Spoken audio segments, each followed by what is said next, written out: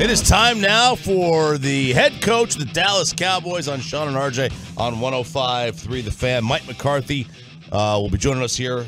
Shan and RJ. Bobby is in for Shan. Shan's out. He'll be back next week. And that is brought to you by Black Rifle Coffee, the official coffee of the Dallas Cowboys. Good morning, Coach. How are we doing today? I'm doing well, RJ. How was your vacation, most importantly? It was relaxed. I played golf. in like 40-degree weather. How was your Christmas? Did you go to Vegas again? No, I did not go to Vegas again. That was last year. Because we're going for the Super Bowl. You guys will be there, too. Absolutely. There you go. Yeah. I like the way you're thinking. Yeah. How was the Christmas? Good? Yeah, I mean, we had to work. No, it was nice. Yeah, it was short and sweet, but, obviously with this Saturday night game, so we had to come in the afternoon here, so. But all was good. Very blessed. Very nice, very nice. Hey, real quick, do you have advice for Bob? Bobby's got a hoarse voice. Yeah, he gone. Lost his voice. My voice is shot, Coach. So have you ever come in Monday morning, lost your voice from the game? Like, what have you ever had any good remedies to get that voice back, get the larynx working? Yeah, definitely. Lemon. Whether put it in your water in the morning and hot water at night. Perfect. That's always worked best for me. Perfect. Peyton, go get me a lemon, please. I need to put it in my tea this morning.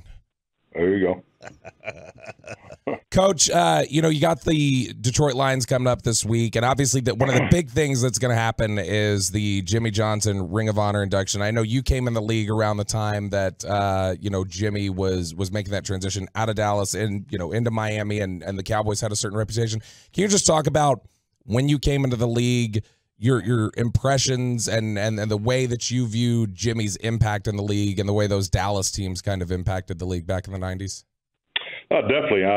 My first year in the league was 1993, and that was just really the height of the great teams of the 90s. And when I look back on that era, I mean it was the Cowboys and the 49ers. That those were the two elite teams, and obviously, Jimmy Johnson and what he did at Miami, and frankly, just being a kid growing up in Pittsburgh, I remember Coach Johnson on Jackie Sherrill's staff, because that was a great run they had there.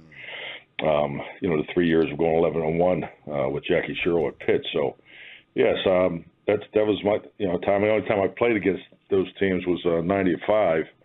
I was with Kansas City. We came down and played the Cowboys on Thanksgiving Day. So, I've always had great respect for Coach Johnson. Coach, when you're playing a team like the Lions, that I mean, you never know if it's a trick play coming or not. Like, do you have to be on high alert when you're playing this team? Oh, I think like anything more, some teams more than others. We just played in the game last week. It was similar that way as far as the number of deceptives, and I think anytime when you're looking at an offense that has very high formation variation and shifts in motions, it definitely sets up well for potential deceptives. So yes, definitely, I think that's I agree with that. Coach, CeeDee Lamb talked this week about this obsession that he has with winning, and I think at times some people see, there's talk at times about like when things aren't going the right way with the game, people are like, well, maybe CeeDee kind of has the emotions get the best of him. But is that something you don't want to temper in him at all, because you say, hey, no, that's a competitive football player who knows the way that he can impact the game, and he just is that obsessed with winning, and so you wouldn't want to take that out of him? Yeah, definitely. I agree with that. I mean, CeeDee Lamb is, the ultimate competitor. I don't see anything wrong with, not being happy when the ebb and flow of the game goes the way it did in the second and third quarter. So, I not only do I love his work ethic and his ability, but his passion for winning is exactly what you want. I mean, I don't know why you'd want it any other way. Coach, there are a couple of really good safeties on that side of the field for Detroit this week. Melifonwu, Kirby Joseph, two really good players there. They've got an awesome nickel guy who can play some safety there in Brian Branch. How impressed have you been with some of those young players in the secondary that the Lions have? Definitely. I think the biggest thing is when you see young players come into the league and in the way that Detroit plays the last 2 years, those guys are definitely a really good fit for their style. And Yeah, I mean, I think Joseph, as far as, they're both active, back there, and then, like I said, the nickel branch is off to a good start, but this will be an excellent battle for us. I know you all looked at Laporta coming out of college. Is he as advertised? Did you see this coming from him this soon? Because he's been really, really solid this year. Oh, yeah, no doubt. I think the biggest thing, when you look at you go back and look at the college tape. I mean, it's, you're always looking at you're trying to project, what's the ceiling on this. And I think, one thing you saw with Sam was, definitely in Iowa's offense, his ability to run block and he's even able to, you can see the qualities he had as far as, being potentially a pass protector too. But, the snaps were limited in the passing game. But the one thing that I recall was not only his ability to run routes and separate, but, he was exceptional for a tight end with yards after the catch. So definitely, I don't think this is anything. I mean, he's having a great year, obviously, for a rookie. But, I thought he was a very, very well-rounded tight end. Mike McCarthy joining us here on 105 through the Fan. It's obvious how important Tyron is. How as a coach do you weigh, once you've already clinched a playoff spot, resting and getting a guy ready for the playoffs, making sure he's 100% healthy for the quote-unquote important games versus, still trying to win a division, still trying to get home games, still trying to get higher seeds? How do you weigh the difference there? Well, I think like anything, I mean, it comes down to the health of the player. That's really usually the determining factor. And obviously Tyron has a long history here, has a excellent relationship with the strength and conditioning staff, also the trainers and the rehab component of it. So like anything, you just trust the information. But at the end of the day, we still have more to play for. And that's definitely a big part of our outlook going into this game Saturday night. Coach, Aiden Hutchinson was obviously one of the top picks in the draft a couple of years ago, and he has just been really impressive, really strong all-around player. What stood out to you on tape watching him this week, and how are you guys going to go about best trying to neutralize him? I think the best compliment I give him is he's a complete player.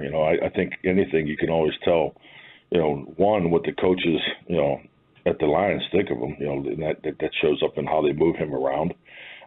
So, he has great versatility. I think his skill set is recognized. He was the first pick in the draft. But, I just love his motor, like the way he plays, his great spin move. So, excellent player. No Dowdles this week. Does that mean more Deuce Vaughn action? Say it again? With no Rico this week, does that mean more Deuce Vaughn? Yeah, Deuce will be up this weekend. So, we got a plan and looking forward to it. Coach, when you talk about Tyron Smith there, we talked about the potential of resting. Obviously, he's listed as questionable. How do you feel about how he's progressed this week and his potential availability as well? I'm sorry, you went out on the first part of the question. Yeah, with Tyron, obviously, we made the reference to where he's at. How do you feel about his potential availability with him listed as questionable this week? Oh, I think he has a good chance. I mean, when I get down here, I'll go down to the training room. So my goal is, if he practices today, he'll be ready to go. So we feel really good about it. Coach, this will be your last chance to play a game at home, obviously, before the season ends. You guys have Washington next week. But when you come out of back-to-back losses like this, is there a certain comfort about saying, hey, we're going to be back at the AT&T Stadium where we've played so well as an opportunity to kind of get your mojo back, I guess, essentially? I would say comfort. Comfort breeds complacency. I think just the reality of staying in touch with, who we're playing. I think in my opinion, will be our biggest challenge at home. And I just, I think we talked about this after the Philadelphia game. I think a stretch of games is exactly what you're looking for, going into the playoffs. So, like I said, we said earlier in the conversation, we still have a lot to play for. Obviously need some help from Philadelphia, but yeah, this will be a huge challenge for us, and we need to win and grow and get better as we prepare for the the playoff tournament. And when there's been a lot of discussion this week about, or in recent weeks about, kind of the home road splits, obviously, and how, the offense, it hasn't been as good on the road as it's been at home. Have you guys looked at, hey, maybe there's, the communication, because I know that's been something that's been discussed this week. Has the communication angle been something that you feel like, hey, we've just got to get our communication to a level like it's been at home, whether it be, you know, with the offensive line or pre-snap or whatever else? Well, I think the biggest thing is, I mean, you know, based on what you define the level is, I mean, the communication at home is obviously entirely different than on the road. Every team experiences that. So, you know, obviously the environment you're playing on the road too. You know, we're so fortunate with the great fan base we have that they show up on the road. So, you know, sometimes those challenges aren't as big as they could be. So yeah, I mean, the communication part of it is always going to be a little different, but you know, at the end of the day, it's about executing in the environment that you're competing in, and that's what we're really focused on as far as those road games. Do you think that in general we make too much of the home road splits then? Like, it's, you know, playing on the road is not that easy. Yeah, I think so, but I think it's just part of the great evaluation process of the media. I think you guys got to have something to dig into. So I mean, we get it. I just have always, you know, taken approach. You look at every game differently. I think everybody prefers to play at home. I know we do, but it's part of winning. And if you know, to think you're going to win a championship, you know, sometimes you have to go on the road. I mean, that's been my personal experience. So, I have no qualms about taking this team anywhere, and that's really part of the emphasis here in this you know, final stretch of games. So I think you know, we haven't won the last two, but I think the experiences that we've gained from the last two games are definitely gives us a chance to pay that forward. Coach, as we get near the end of the season here, this was obviously your return to play calling. How fulfilling has it been to get back to doing that and, you know, be able to be involved with that again? And, you know, what have you learned about yourself again as a play caller getting back into this grind? I think the biggest thing, you know, big picture wise, I've learned about myself was, you know, quit getting too far away from the basics and remember why you're here. And, you know, in the play calling component of it is, you know, there's no other thing I'd rather do on a Sunday. And so, yes, I'm enjoying it personally, but I think like anything, there's a discipline.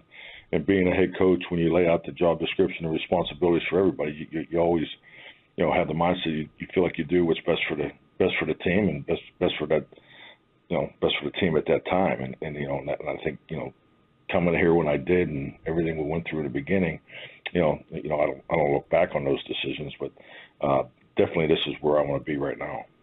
Coach, I want to ask you about Dan Campbell. I know when he was hired, you know, us wonderful evaluators in the media, I think a lot of people kind of laughed at his opening press conference. He's going to bite legs off and, you know, nibble at you or whatever. But he seems like a great leader of men in an era when everyone is going towards the X's and O's genius. They went with just a leader. And how much of that is, you know, coming from the playing side and just coming in and being able to relate to players? Yeah, I think a big part of being successful in this league is, you know, you don't want to be one-year wonder, and you see it happen all the time. You know, the best approach is to go in and build a culture and build a program. And, you know, when the organization gives you that opportunity, I think that leads for the chance for sustained success. And that's the biggest challenge in my experience of being a head coach. And I don't know Dan personally, but, you know, just from afar and having spent a lot of time in that division, I think he's done an outstanding job of building the culture. And I think he made it clear what he was after in his press conference. So, you know, hey, you know, you may not agree with the verbiage or the word selection, but I think he clearly laid out his plan, and I think you have to recognize that, you know, their football team plays that way. Hey, Coach, we really appreciate this. Best of luck tomorrow night. Have a great New Year, too. All right, guys. Happy New Year. Happy New Year, Coach. Mike McCarthy, brought to you by Black Rifle Coffee, the official coffee of the Dallas Cowboys.